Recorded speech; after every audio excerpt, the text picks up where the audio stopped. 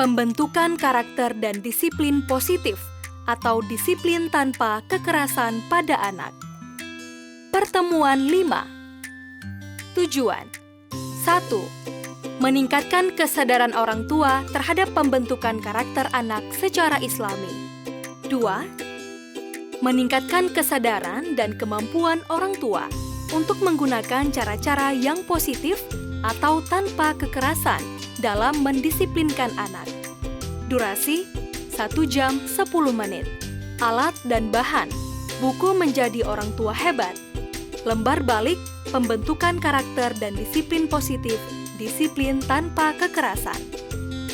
Cara membaca dan menggunakan dokumen panduan pertemuan ini.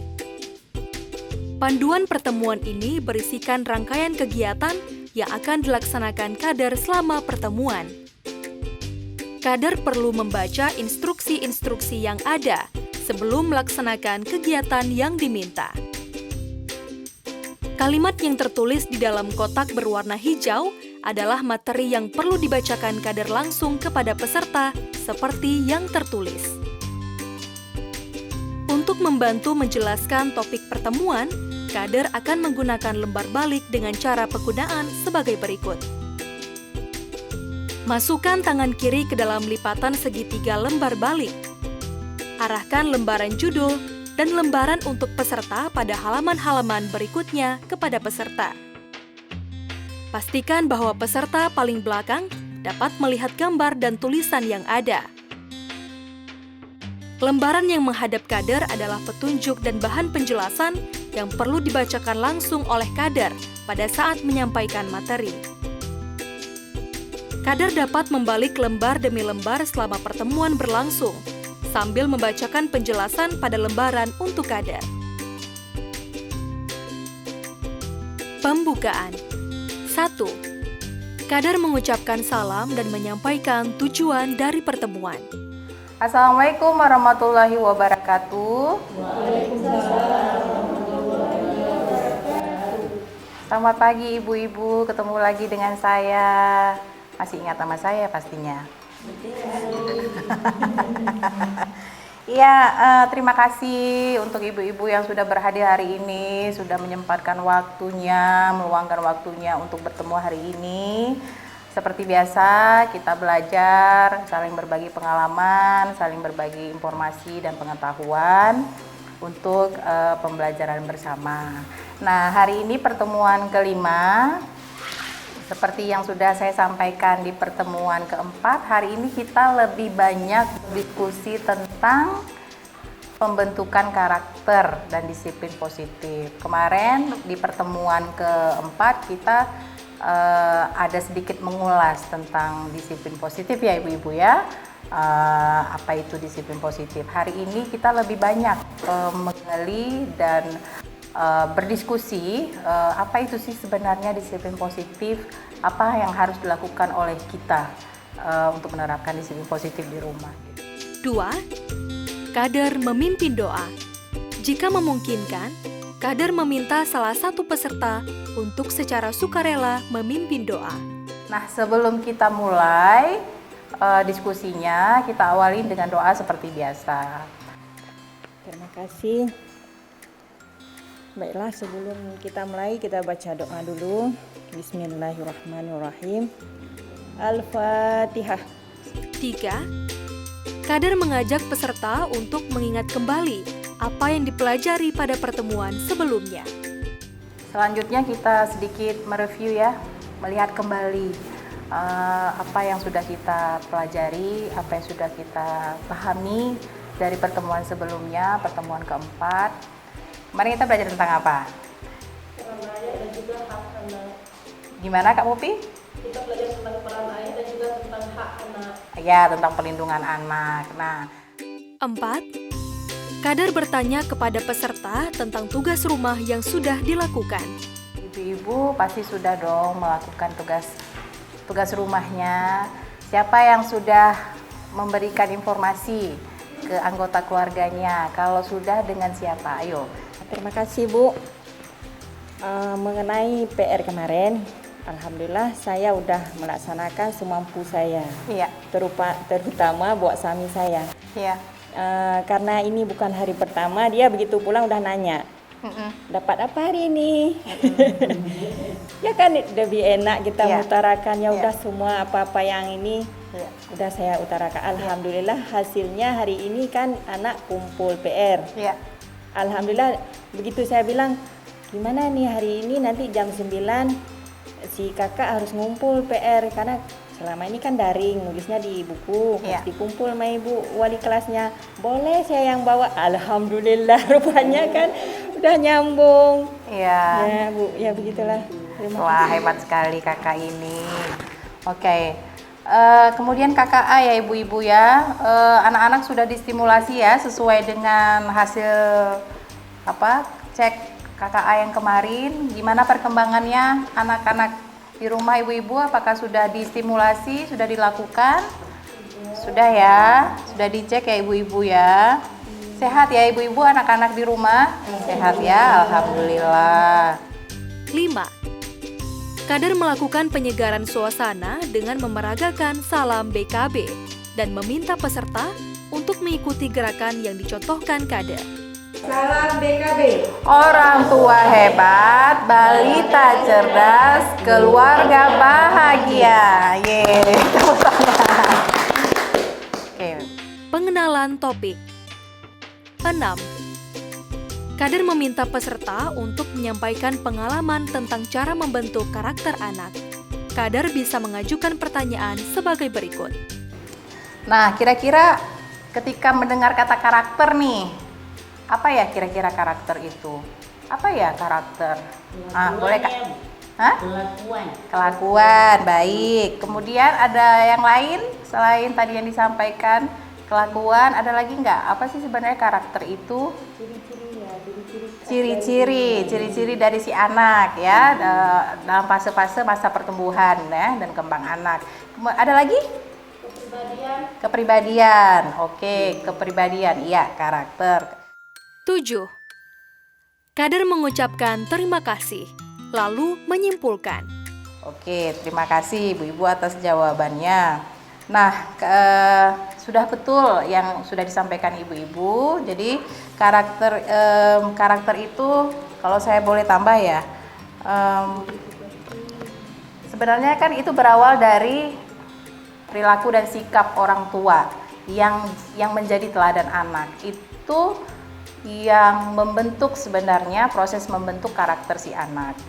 Nah, si anak mulai melihat apa yang dilakukan oleh orang tua, bagaimana orang tua berkomunikasi, apa yang disebut oleh orang tua. Itu sebenarnya proses-proses memulai pembentukan karakter anak dari usia kecil ya, dari balik sampai dewasa gitu. Jadi ya sampai umur 6 tahun lah itu pembentukan karakter.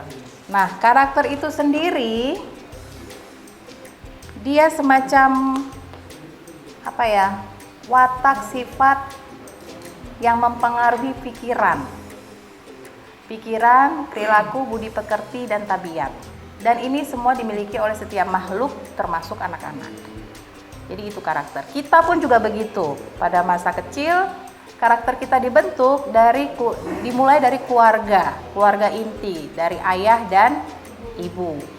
Nah, makanya peran orang tua pada saat pembentukan karakter anak itu sangat penting, sangat harus betul-betul diperhatikan. Selain lingkungan di sekitarnya, gitu. Jadi karakter itu watak atau sifat yang mempengaruhi pikiran, perilaku, budi pekerti, dan tabiat, dan dimiliki oleh setiap makhluk hidup, termasuk anak-anak.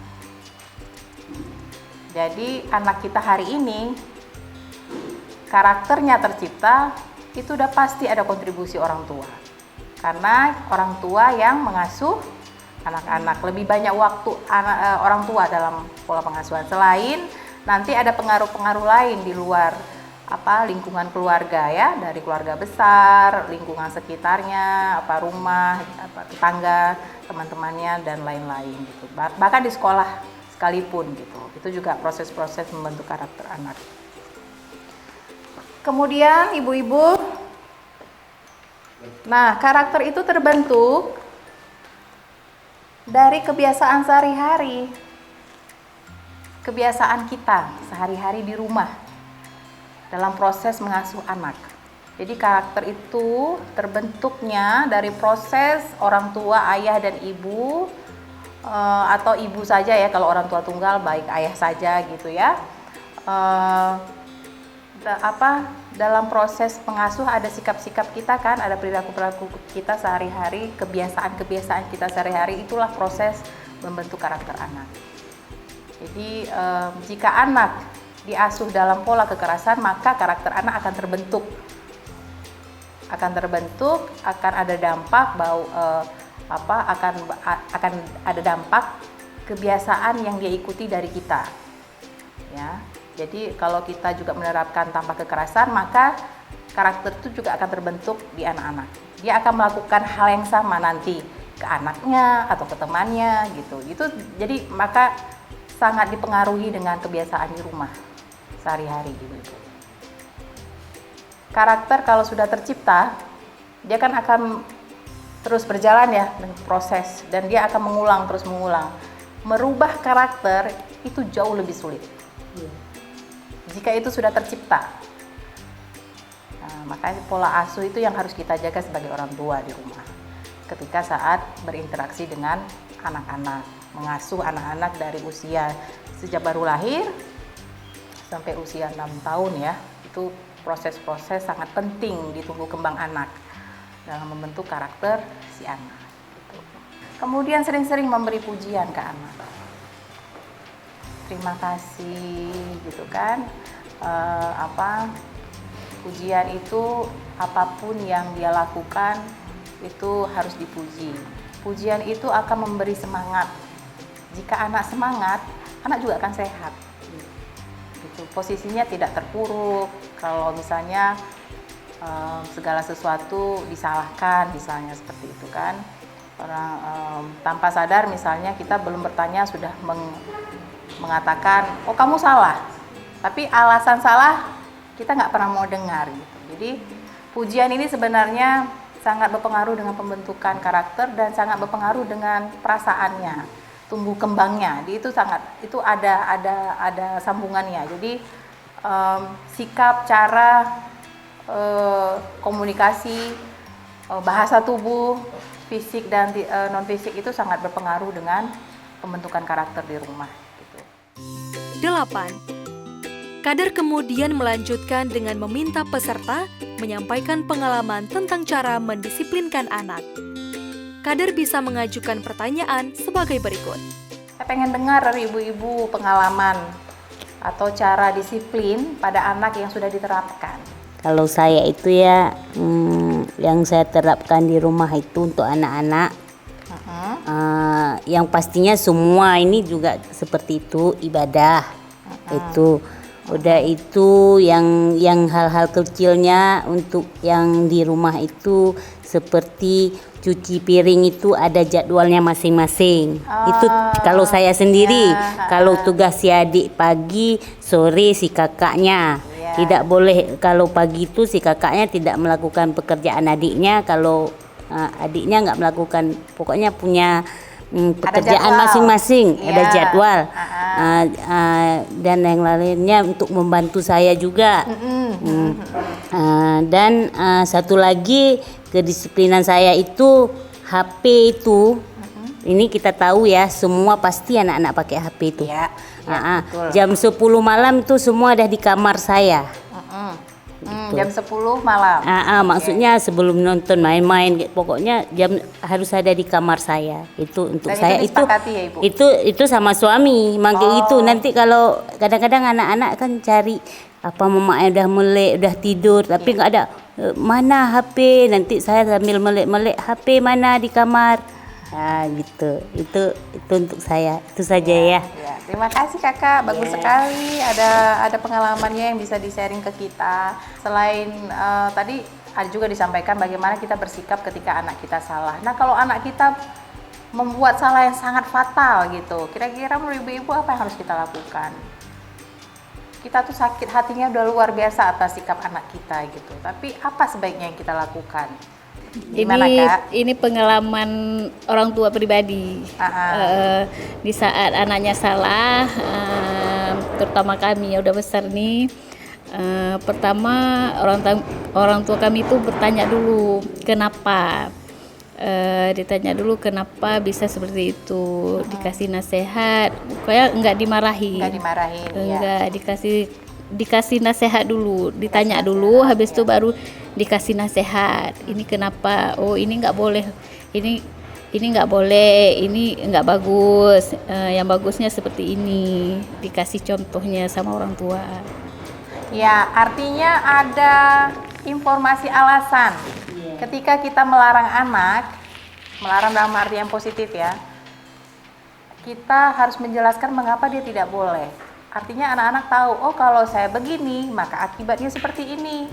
Nah, jangan setelah udah kasih, pokoknya nggak boleh. Ya tapi kenapa mah nggak boleh? Ya nggak boleh aja gitu. Jadi anak-anak juga berpikir ulang, nih saya nggak boleh, tapi kenapa ya gitu. Dan alhasil dia akan mencoba mencari tahu dampaknya seperti apa kalau saya melakukan itu.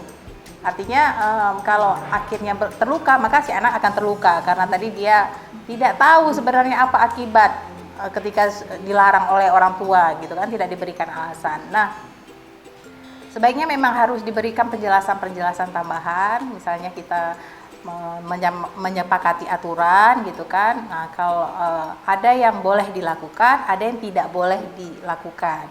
Nah, tidak boleh dilakukan bisa jadi saat ini, nah, gitu. Ada saat ini, mungkin ke depan boleh gitu. Tapi ketika kita sampaikan ada yang tidak boleh, alasannya begini.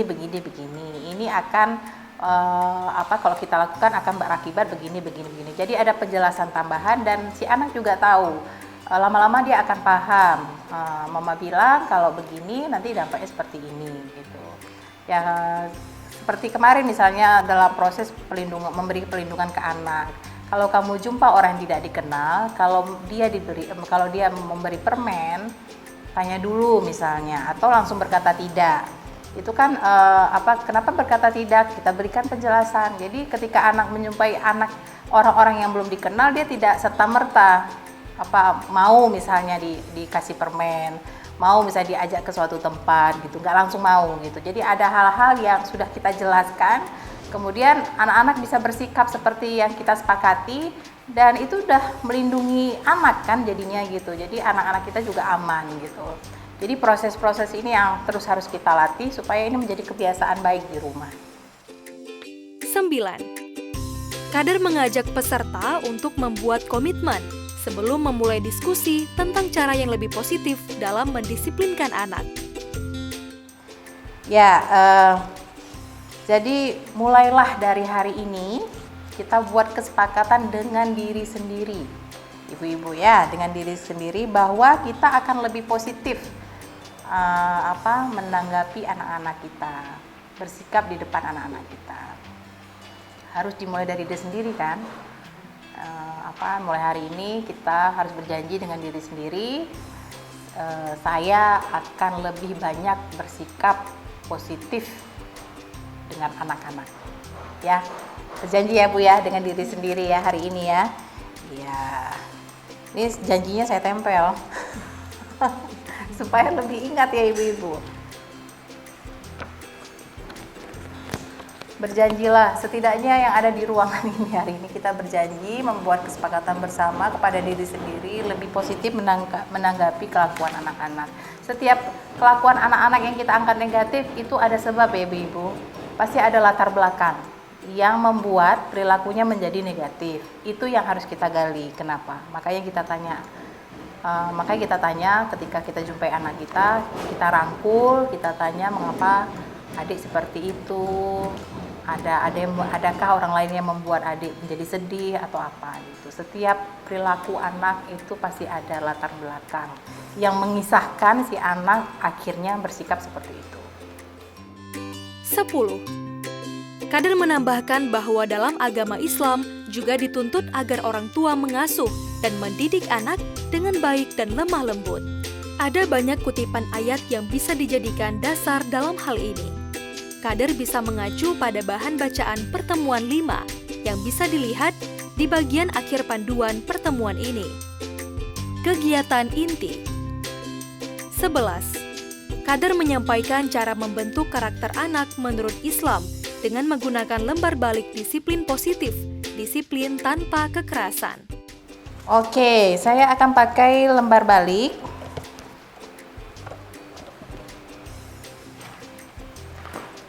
Jadi sebenarnya di ajaran Islam sendiri, kalau kita mau melihat panutan kita, nabi kita ya Rasulullah itu selalu mengajarkan hal-hal yang positif kepada anak-anaknya gitu. Jadi ada cara-cara pembentukan karakter menurut agama kita, agama Islam. Ya, yang pertama menanamkan kecintaan terhadap Allah Subhanahu wa taala. Ada nilai-nilai yang kita ajarkan bahwa kalau di dalam ajaran agama kan akidah, kita ajarkan akidah ke anak-anak bahwa anak-anak harus bersikap baik terhadap orang lain, menghargai orang lain, itu semuanya kan diajarkan oleh agama kita gitu kan. Jadi menanamkan kecintaannya kepada Allah gitu, atau mengajarkan 99 ya sifat-sifat kebaikan Allah gitu ke anak-anak, terus kita terapkan gitu. Terus memberi keteladanan itu ya orang tua juga menjadi teladan bagi anak-anak ya ibu-ibu ya. Dan orang tua yang harus banyak berperan sebenarnya, bersikap lebih baik, bersikap positif di rumah gitu, tidak melakukan hal-hal dengan cara-cara bentuk kekerasan, karena itu akan dicontoh gitu.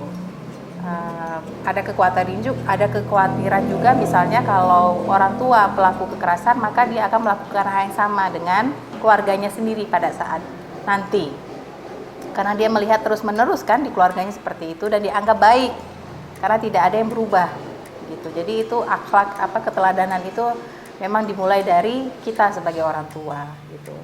Terus memberi pemahaman tentang yang baik apa, yang buruk apa gitu ke anak-anak. Kemudian yang tadi memberikan penghargaan dan pujian sering-sering ke anak-anak kita ya gitu. Jadi karena jangan membanding-bandingkan gitu, karena tingkat misalnya salah satu contoh, tingkat kecerdasan pun berbeda-beda, tingkat berkembang anak itu berbeda-beda gitu. Setiap anak punya potensi, punya keahliannya masing-masing. Jadi pujilah dia dengan apa adanya dirinya gitu kan. Kita terus mendukung supaya dia menjadi lebih baik gitu. Kemudian melakukan pembiasaan yang baik. Jadi ini sebenarnya pembiasaan yang baik ya, hal-hal yang dilakukan sehari-hari di rumah gitu dengan anak-anak. Jadi sejak kecil ya kita perlu membiasakan berakhlak mulia gitu kan. Terus kayak contohnya membantu sesama. Kalau ada yang kurang mampu kita bantu gitu. Mulailah melihat di sekitar bahwa kondisi di luar kita ternyata ada orang yang nggak mampu, kita beri kita latih anak kita untuk membantu sesama gitu. Kemudian ya termasuk hal-hal terkait dengan keagamaan, berzikir ya supaya lebih dekat dengan agama gitu, nilai-nilai agama yang baik-baik bisa dicontoh gitu. Terus otomatis selalu mendoakan anak-anak kita dalam setiap kondisi apapun gitu. Setiap doa orang tua itu insya Allah dijamah dan itu akan berkah untuk anak-anak kita. Nah kira-kira itulah contoh yang diajarkan dalam agama Islam dalam pembentukan karakter positif ke anak-anak. Nah cara yang lebih positif dalam menghadapi perilaku anak ada beberapa cara ya ibu-ibu ya. Jadi cara positif itu yang pertama, misalnya anak tadi misalnya membuat kesalahan, hal yang pertama kita lakukan tadi bertanya, ya kan? Bertanya mengapa dia melakukan hal tersebut, ya kan? Itu tadi jadi contoh ketika anak melakukan kesalahan. Yang kedua, menanyakan bagaimana perasaannya saat ini, bagaimana perasaannya, gitu. Jadi bisa jadi dia akan mengutarakan, saya melakukan ini karena begini mah gitu. Saya punya alasan. Jadi tanyakan perasaannya gitu. Jadi informasi pun utuh kita dapatkan dari si anak. Kenapa dia sampai melakukan hal tersebut gitu. Kemudian mengajak anak berpikir akibat dari perbuatannya. Jadi setiap tindakan pasti akan ada dampak gitu. Baik itu untuk diri sendiri maupun untuk orang lain gitu. Jadi kita orang tua pada saat kita tahu, sampaikan akibatnya jika misalnya dia melakukan hal-hal yang tidak baik gitu ya. Kemudian mengajak anak berpikir cara lain untuk cara yang lebih tepat lah untuk menghadapi masalahnya. Jadi ada solusi-solusi yang kita kasih ke anak-anak. Jadi kalau kamu nanti menghadapi satu masalah itu jangan langsung, misalnya dia diganggu temannya, jangan kalau nanti kamu diganggu teman, sampaikan ke teman kamu, sikap kamu tidak baik, saya tidak nyaman. Jangan membalas misalnya kita dipukul terus kita memukul gitu. Itu kan solusi-solusi kekerasan yang kita ajarkan ke anak secara tidak langsung kan begitu. Jadi mengajak anak berpikir cara-cara yang lain, cara-cara yang positif ke anak bagaimana mengatasi masalahnya. Nah, ini apa ya? Semacam rangkuman cara Nabi Muhammad SAW dalam menghadapi perilaku anak. Ini yang pertama, tetap tenang. Nabi kita kan itu orangnya sangat tenang. Dia nggak pernah melawan musuhnya, sekalipun musuhnya sudah membuat dirinya itu sampai babak belur gitu istilahnya. Kalau kita kan biasanya manusia ya, pasti ada tersulut emosi, pasti ada tersulut pikiran mau balas dendam. Jadi kalau di tingkat keluarga pasti emosional yang kadang-kadang nggak bisa kita kontrol ya, ketika menjumpai anak kita kesel gitu, tiba-tiba udah marah, udah mengeluarkan kata-kata yang tidak baik. Jadi tetap tenang, terus itu tidak menamai anak dengan nama-nama negatif kayak kemarin kita bilang si Capi, si Kling, atau nama-nama yang membuat dirinya jadi nggak percaya diri gitu loh, gitu kan. Kemudian memberikan arahan yang tegas. Tegas itu bukan marah ya Ibu. Tegas itu sesuatu yang apa ya, kita sepakati bersama, ini ada aturan, mari kita jalankan. Jadi kalau dia melakukan hal-hal di luar kesepakatan, ingati lagi bahwa kita pernah berjanji untuk melakukan itu. Mau tidak mau kita harus melakukannya gitu. Walaupun agak susah melakukannya, tetap harus dilatih. Kan? Terus menggunakan nada suara yang lembut. Ibu punya pengalaman nggak suaranya meninggi saat memberitahu ke anak? Kadang-kadang ngegas juga. Ngegas. Ya, ngegas ya. Karena itu tadi bisa saja kita dalam kondisi yang sangat lelah, capek gitu kan, banyak pikiran, kadang-kadang nggak terkontrol ya. Keluar dengan sendirinya gitu, suara udah mulai meninggi gitu kan. Nah, anak-anak kalau dengar suara kita kalau punya pengalaman juga dengan orang tua kita kan, kalau orang tua kita juga meninggi, rasanya kok kayaknya begitu ya cara komunikasinya, apa nggak bisa sedikit gitu. Jadi ini juga kita harus tahan nih, suara ketika meninggi sedikit dah harus turun lagi gitu. Jadi harus memang banyak-banyak sabar Bu, kuncinya ya. Ya, kunci sukses membentuk karakter anak dan disiplin positif, berkomitmen. Komitmen itu ya tadi membuat aturan kesepakatan bersama. Yuk kita berjanji. Kemudian setiap apa yang kita lakukan pasti ada dampak. Itu yang terus harus kita ingat. Gitu kan? Mau baik mau buruk. Kalau baik maka dampaknya akan baik untuk diri kita. Kalau buruk maka dampaknya akan lebih buruk ke kita. Itu harus terus diingat, kemudian konsisten, terus menerus dilakukan, dilatih gitu. Nanti jangan udah buat aturan lupa, yang lupa ternyata kita orang tuanya udah disepakati, malah kita pula yang diingati oleh anak. Lalu kemarin mama bilang begini, kita kan udah sepakat, aduh gitu. Jadi konsisten itu selalu ingat dengan apa yang sudah kita janjikan, kita sudah mengikrar janji lah dengan anak kita, kemudian kita melakukannya bersama-sama. Jadi semuanya ini dilakukan dengan kesabaran dan kelembutan, itu sudah pasti otomatis ibu-ibu. Ya, lembut juga nggak harus yang lembut yang gimana ya, ibu ngebayangin kalau lembut itu yang seperti apa? Lembut, karena kata-kata lembut kan artinya luas ya. Kalau menurut ibu-ibu lembut itu yang seperti apa? Lembut kayak kapas gitu, atau kayak apa gitu lembut? Kelembutan. Lugas ya, artinya ketika orang lembut dia akan akan disertai dengan sikap ya, sikap, mimik wajah gitu ya, bahasa tubuh gitu, cara menyampaikan gitu, yang santun, baik gitu. Nah, penuh kesabaran sudah pasti. Nah, ini dia penerapan konsekuensi dalam disiplin positif. Ya ibu-ibu ya. Ini ada beberapa bahasa istilah ya berhubungan. Jadi konsekuensi yang didapatkan anak harus berhubungan dengan tindakannya. Setiap yang dia lakukan memang pasti akan ada hubungannya dengan tindakannya. Itu akan semacam siklus ya, gitu kan? Jadi dia melakukan sesuatu yang kita anggap kesalahan, maka dampaknya akan lari ke dirinya sendiri gitu. Bisa jadi akan berdampak juga dengan orang lain. Kemudian menghormati anak, setiap apapun yang dilakukan tetap menghormati anak itu yang dimulai misalnya dari menghargai apa yang disampaikan, tidak meremehkan dia saat dia berbicara atau menyampaikan pendapatnya gitu ya. Kemudian ya tidak sambil memarahi lah, memaki atau apalagi menghina gitu. Jadi apapun ya yang disampaikan oleh anak harus kita hormati. Informasi yang disampaikan ke kita harus kita hargai gitu ya. Bagaimanapun anak kita itu sama dengan kita kan, sama-sama manusia, harus kita hormati juga gitu kan. Anak bukan aset ya ibu-ibu. Anak itu bukan aset. Anak itu yang harus kita jaga. Dia bukan aset yang harus kita kontrol penuh. Dia punya masa depan dan dia punya impian yang harus dia lakukan gitu.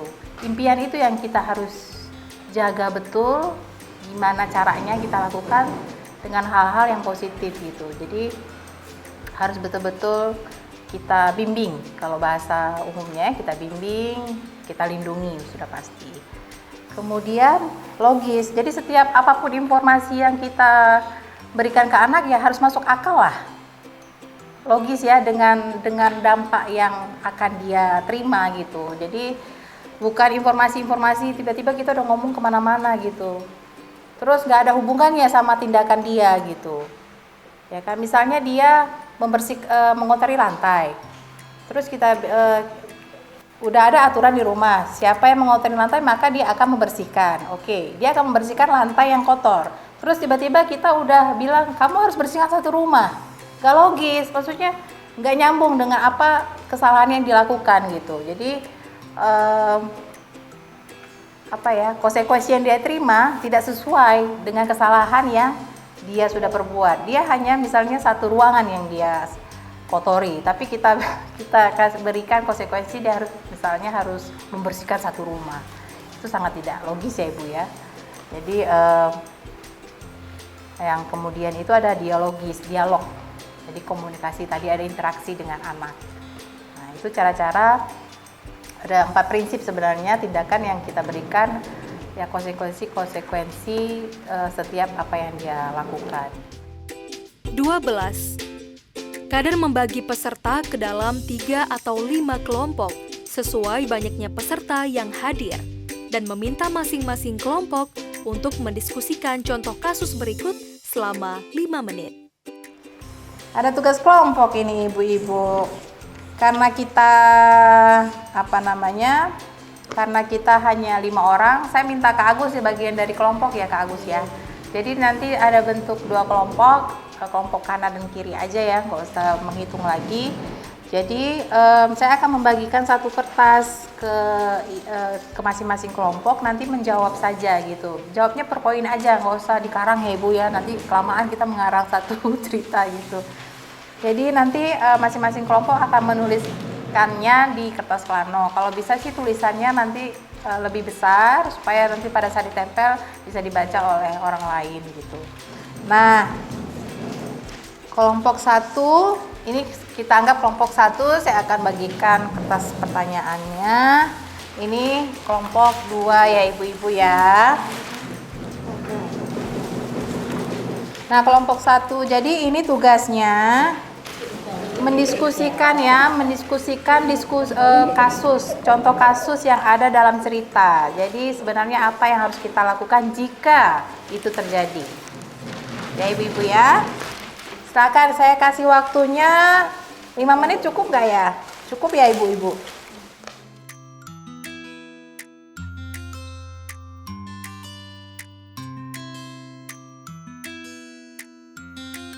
13. Kader meminta setiap kelompok untuk menyampaikan hasil diskusi mereka. Lalu kader mengarahkan jawaban peserta sebagai berikut. Contoh kasusnya, Agam bermain di luar tanpa mengenakan alas kaki. Lalu dia memasuki rumah dan membuat lantai menjadi kotor. Sementara itu, si ibu baru saja selesai mengepel lantai. Apa yang harus dilakukan oleh ibu? Ya, kelompok 1 menjawab nih. Yang harus dilakukan si ibu, yang pertama meminta Agam untuk meminta maaf. Yang kedua, meminta Agam untuk tidak mengulanginya lagi. Yang ketiga, memberikan penjelasan mengapa dia harus memakai sandal, kenapa harus meminta maaf. Ini artinya si ibu yang menjelaskan ya, kenapa dia harus meminta maaf dan kenapa dia harus penjelasan kenapa dia harus memakai sandal atau tidak memakai sandal saat di rumah. Maksudnya ini memberikan penjelasan. Yang memberikan penjelasan si ibu. Iya, si ibu saya menjelaskan pada si Agam kenapa dia kalau keluar rumah harus pakai sendal. Oh, kalau keluar rumah harus pakai sendal. Oke.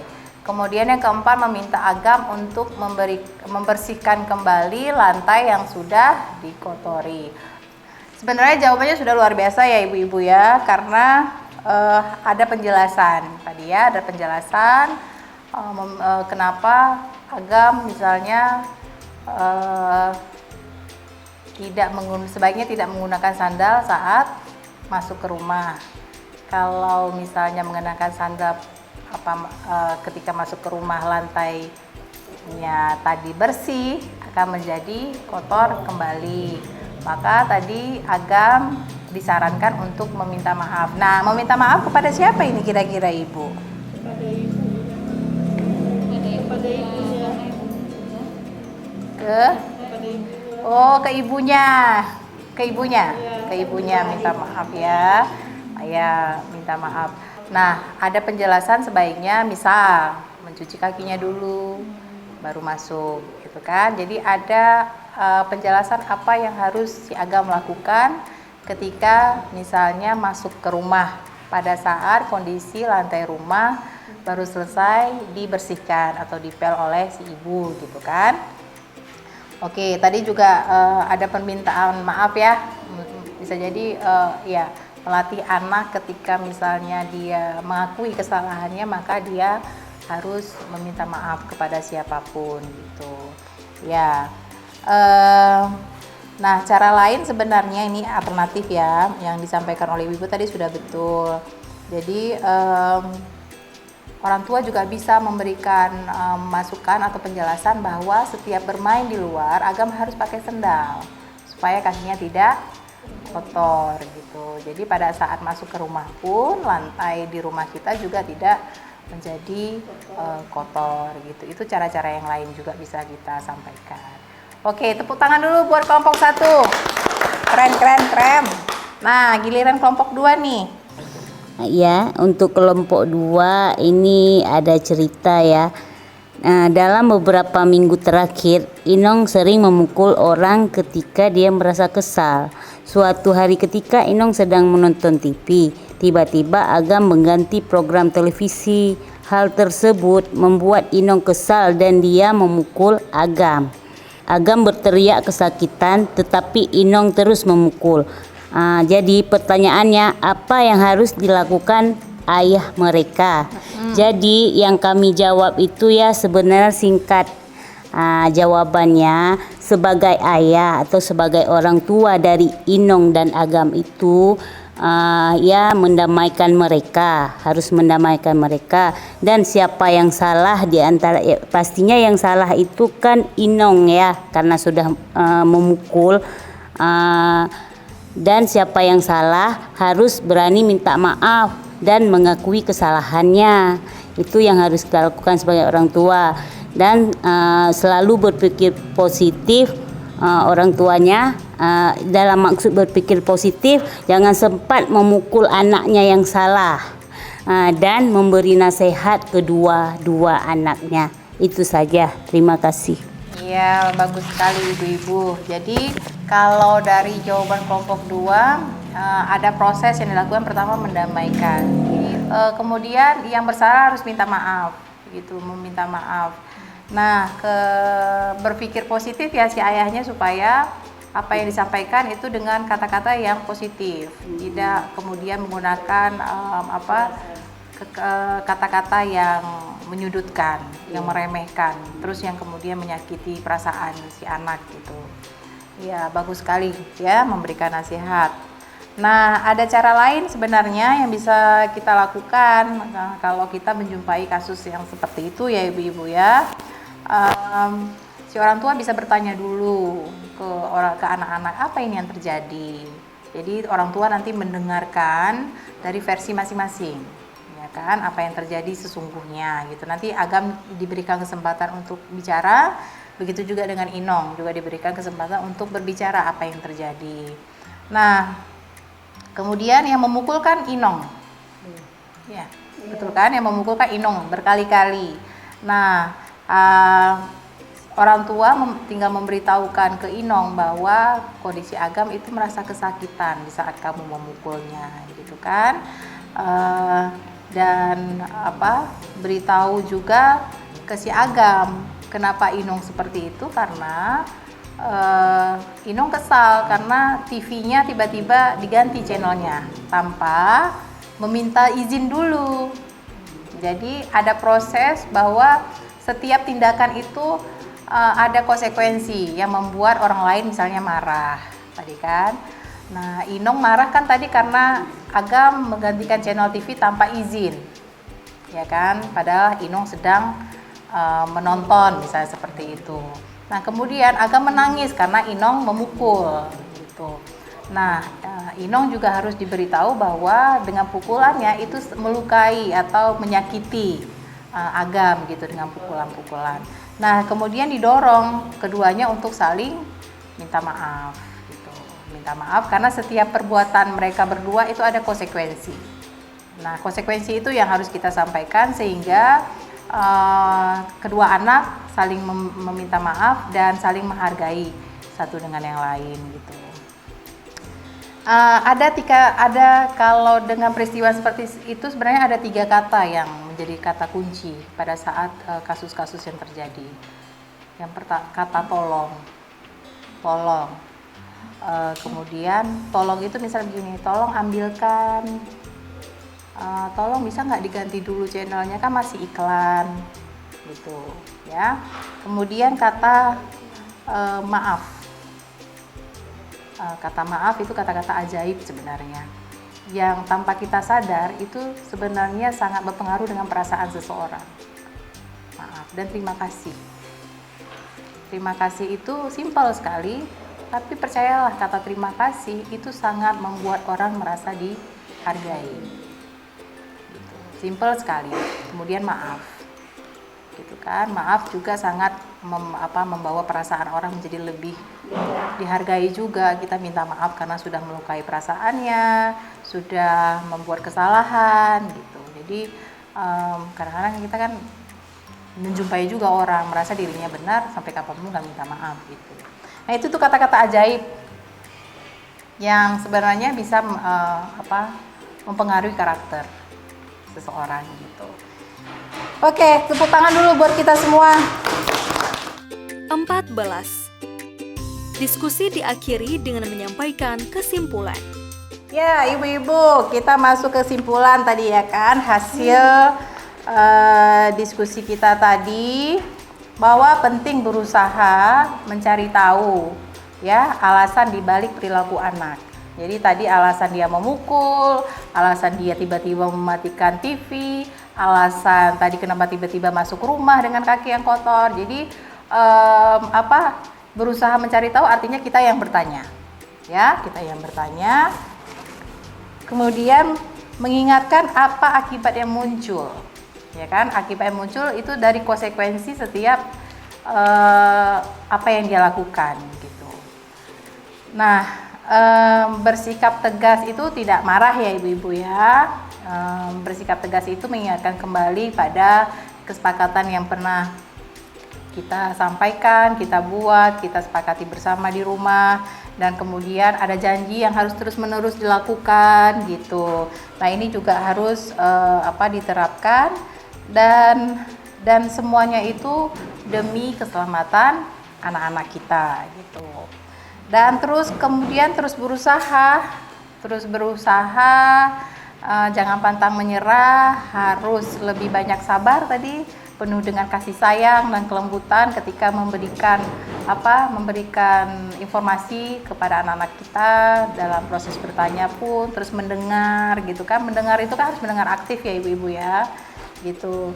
Terus jangan juga terpengaruh dengan apa yang orang sampaikan gitu, orang lain pikirkan gitu. Misalnya gini, anak kita minta jajan, terus kita nggak kasih dengan alasan, kemudian orang berpikir, oh itu kan dikasih jajan nggak ada duitnya, nggak usah, jangan terpengaruh dengan apa orang lain yang pikirkan. Karena apa? Karena kita harus konsisten dengan aturan yang sudah kita lakukan bersama dengan anak-anak.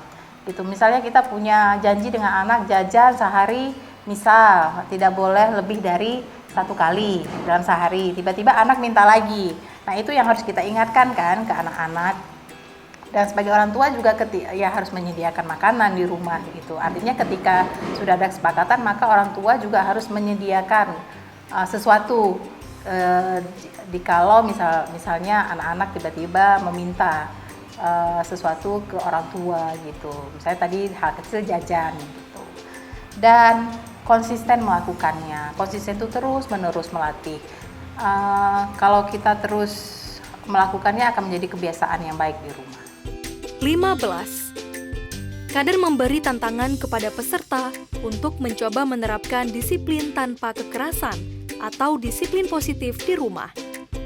Misalnya, dimulai dengan meminta peserta untuk membuat aturan yang mungkin dapat diterapkan dalam rumah tangga masing-masing. Kader menyampaikan beberapa contoh aturan tersebut terlebih dahulu. Berembuk, kira-kira apa yang mau dibuat satu contoh kesepakatan di rumah? Yuk, dibaca kesepakatannya apa kira-kira? Ya, kesepakatannya 1 hari minimal 1 lembar buku yang dibaca atau mengaji, buku pelajaran pun dan lain-lain juga bisa. Oke, coba saya minta. Jadi ini masing-masing nanti diterapkan di rumah ya ibu-ibu. 1 hari minimal 1 lembar buku. 1 lembar bacaan di buku. Bacaan di buku yang dipelajari atau dibaca. Apakah itu bentuknya mengaji, buku pelajaran dan lain-lain. Oke. Nah, ini kan dalam hal sikap ya, perbuatan. Karena ada tindakan di sana ketika misalnya.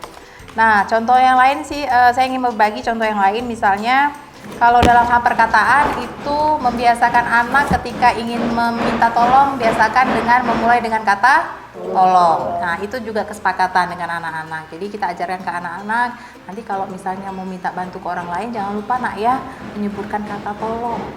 Gitu, tolong, minta bantu gitu. Jadi orang yang diminta tolong pun merasa dia dihargai gitu kan, jangan ambil itulah, gitu. Jadi nggak ada kata tolong seolah-olah kita menyuruh, gitu kan, memerintah seseorang, gitu. Itu salah satu contohnya. Kemudian contoh yang lain kalau misalnya dalam hal perkataan hindari misalnya kata-kata bodoh untuk orang lain, menyebutkan bodoh untuk orang lain atau kurang ajar gitu tanpa alasan tertentu, gitu. Itu contoh-contoh misalnya membuat kesepakatan dengan anak dalam hal perkataan. Nah, kalau perbuatan itu misalnya saling menghormati, saling menghargai. Misalnya kalau ada orang yang sedang berbicara didengar dulu gitu, baru mulai memberikan pendapat gitu. Itu hal-hal dalam perbuatan. Nah, ini juga bisa sebenarnya.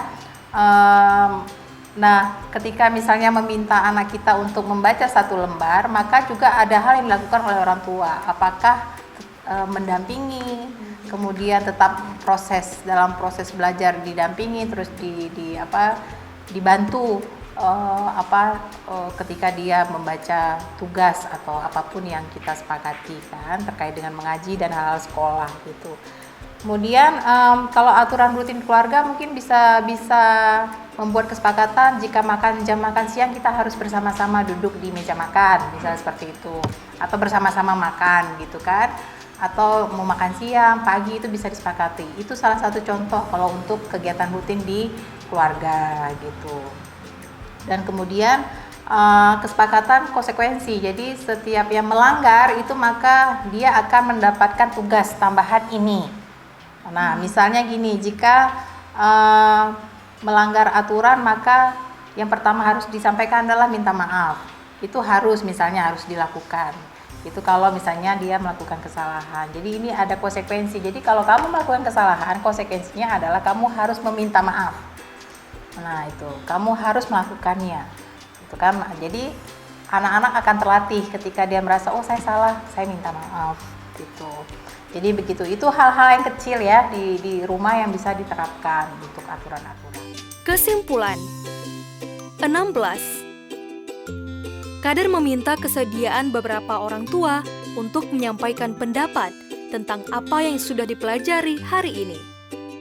Jika diperlukan, gunakan lagi lembar balik untuk mengingatkan peserta tentang apa yang dipelajari pada hari ini. Nah, udah sampai di titik kesimpulan. Tapi sebelum saya menyimpulkan seluruhnya dari hasil yang kita diskusikan hari ini, ibu-ibu ada yang mau disampaikan apa sih yang paling diingat tentang hari ini, tentang materi hari ini, pembentukan karakter dan disiplin positif? Baik, terima kasih. Kalau untuk saya pribadi, pembahasan kali ini sangat menarik berhubungan dengan pembentukan karakter, karena anak saya kan usianya masih 7 bulan, jadi mungkin sedini mungkin harus kita terapkan hal-hal positif agar berpengaruh ke hidup ke depannya. Jadi hari ini menurut saya materinya sangat bermanfaat untuk saya yang dapat saya terapkan di rumah, dan juga saya yakin juga bermanfaat bagi ibu-ibu yang lain, karena ini kan materinya tentang disiplin positif yang anak kita banyak hal-hal yang sudah di luar kendali kita saat ini. Itu saja dari saya. 17. Kader merangkum semua pendapat peserta dan menyampaikan beberapa kesimpulan berikut kepada peserta tentang apa yang dipelajari pada hari ini. Saya akan menambahkan, terima kasih Kak Popi. Ya tadi karakter anak terbentuk pasti dari hal-hal yang biasa kita lakukan di rumah. Itu karakter itu akan terbentuk dengan sendirinya dari kebiasaan-kebiasaan yang kita lakukan di rumah. Jadi nanti di rumah waktu balik diingat-ingat lagi gitu. Jangan-jangan saya selama ini udah bikin kebiasaan-kebiasaan yang tidak baik, kemudian dicontoh gitu ya. Apapun yang anak-anak lakukan itu pasti ada kontribusi orang tua membentuk karakter dan perilaku gitu. Kemudian tetap memberikan teladan yang baik dari Nabi. Jadi itu juga terus kita ajarkan ke anak-anak, mencontoh teladan-teladan Rasulullah gitu dalam pengasuhan anak-anak beliau gitu, dan kita juga bisa menerapkan itu di rumah bersama dengan anak-anak. Jangan lupa 3K tadi, masih ingat ibu-ibu 3K? 3K tadi, komitmen, konsekuensi, dan konsisten. Saya ada catatan nggak ya tadi? Nggak ada ya? Oke, ini akan saya tempel, mudah-mudahan ibu terus mengingatnya. Ya, oke, selesailah materi kita hari ini. Pengisian KKA 18. Kader membantu setiap peserta mengisi kartu kembang anak atau KKA. KKA-nya kita isi ya hari ini Ibu ya, sesuai dengan perkembangan tumbuh kembang anak. Sudah sampai di manakah kira-kira anak kita? Ibu-ibu silakan nanti mengisi KKA-nya. 19. Jika kader menemukan ada anak yang belum mampu melakukan tugas perkembangan sesuai usianya yang ditunjukkan oleh titik perpotongan antara garis tegak atau merupakan tugas perkembangan dan garis datar atau merupakan umur anak dalam hitungan bulan yang berada di bawah garis merah, maka kader memberikan tugas rumah kepada orang tua untuk melakukan stimulasi atau rangsangan kepada anak sesuai dengan yang disarankan di KKA. Sampaikan kepada orang tua dari anak tersebut untuk tidak merasa malu jika anaknya belum mampu melakukan tugas perkembangan, karena kecepatan perkembangan setiap anak berbeda-beda. 20. Kader perlu memastikan orang tua telah melakukan tugas rumah untuk melakukan rangsangan atau stimulasi pada pertemuan sebelumnya. Jika anak masih belum dapat melakukan tugas perkembangannya, meskipun sudah dilakukan rangsangan atau stimulasi, maka sarankan orang tua untuk merujuk atau membawa anak ke puskesmas terdekat atau tenaga ahli tumbuh kembang lainnya, dokter, psikolog, tenaga pendidik, agar mendapatkan bantuan lebih lanjut. Nah, jika misalnya anak-anak kita jumpai tidak sesuai dengan yang seharusnya, misalnya ada perubahan, ternyata waktu kita cek dia seharusnya bisa melakukan hal itu, tapi ternyata tidak bisa. Kalau misalnya dilihat perkembangannya tidak begitu berubah dengan signifikan, maka ibu-ibu saya anjurkan untuk konsultasi ke layanan kesehatan ya ibu-ibu ya. Ibu-ibu bisa ke puskesmas, berkonsultasi dengan dokter atau ke posyandu dengan kader-kader di posyandu. Tugas rumah 21. Kader meminta peserta untuk melakukan tugas rumah sebagai berikut. Sampaikan juga bahwa tugas rumah ini akan ditinjau bersama pada pertemuan berikutnya. Tugas rumah ibu-ibu seperti biasa. Yang pertama harus harus menyampaikan dengan anggota keluarga yang lain, setidaknya paling dekat suami atau kakak, adik, ibu, ayah, dan lain-lain anggota di rumah. Kemudian tadi ya melakukan stimulasi ya ibu-ibu ya, dari hasil pengisian KKA tadi dilatih stimulasi anaknya. Kemudian pulang ke rumah nanti ya, ayo kita coba bikin contoh disiplin, aturan disiplin positif di rumah. Penutup 22. Kader menyampaikan rencana pertemuan berikutnya, hari, tanggal, waktu, dan tempat, dan meminta relawan dari peserta untuk membantu mengingatkan peserta lainnya untuk hadir dalam pertemuan berikutnya. Ya, seperti biasa, rencana jadwal berikutnya kapan nih kita akan lakukan ibu-ibu? Bulan depan kah? Bulan depan ya ibu-ibu. Berarti pertemuan ini akan terjadi setahun ya, setahun lebih sebulan, karena kita lakukan ini sebulan sekali. Ya. Nanti saya minta kader di sini ya ibu-ibu ya untuk untuk membuat jadwal, kemudian waktu dan tempat silakan didiskusikan. 23. Kader mengingatkan tentang KB dengan menyampaikan hal-hal berikut. Nah, seperti biasa saya harus mengingatkan dan kita juga harus mengingatkan terkait dengan KB 4T. Tadi ada sharing-sharing ya, ternyata kita pernah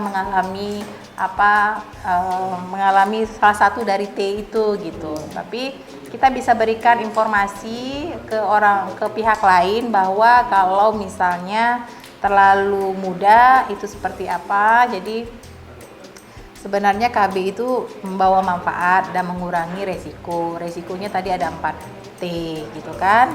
Mencegah misalnya terlalu muda di bawah umur 16 tahun, terlalu tua di atas usia 35 tahun, kemudian terlalu sering atau dekat jarak kehamilannya, kemudian terlalu banyak. 24.